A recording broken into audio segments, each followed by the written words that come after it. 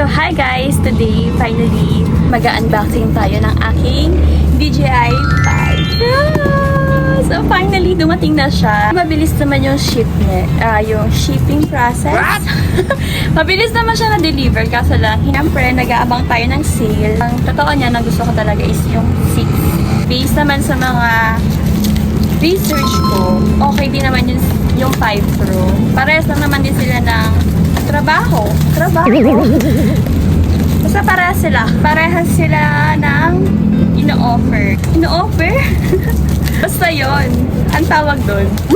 Ang gusto ko kasi sa 6 is pwede akong mag-shoot ng sabay, vertical and horizontal. Mas malaki din kasi yung storage nun. So lang natin to. Wala pa nga. OA ang babae. Sana panindigan ng babae ito ang kanyang vlogging era. In fairness, ang ganda ng packaging. Sobrang safe kasi meron pa siyang foam. Tapos may bubble wrap pa. Ito na siya. OA ng babae. Ito ba? Ang ganda! 5 Pro! Sana mapanindigan kita. Ang binili ko is Adventure Combo, Fusions, eye extensions, free battery, theory case, matbudol.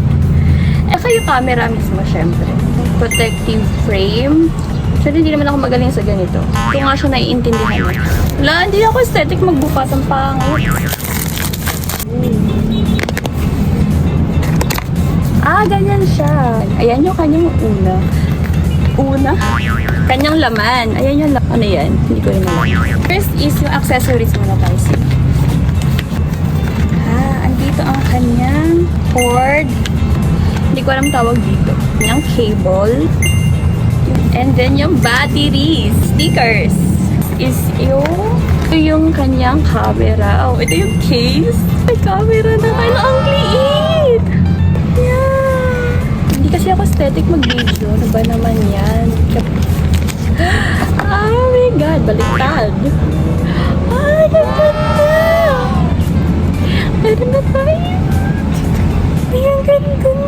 Tanan! Hi! So, change location. Ay, magsalita sa labas. Battery and battery case. DJI. Ano? Ganyan. Ganan. Ayun na. Set muna tayo ng date and other details. Done. Ang linaw. Ayun na. Linaw. Linaw, gagi. Hindi siya kalinaw. Hindi mo alinaw. Linaw, gagi. Promise. Nakabit ko na yung case. Kailangan ko mag-download. So, bye-bye.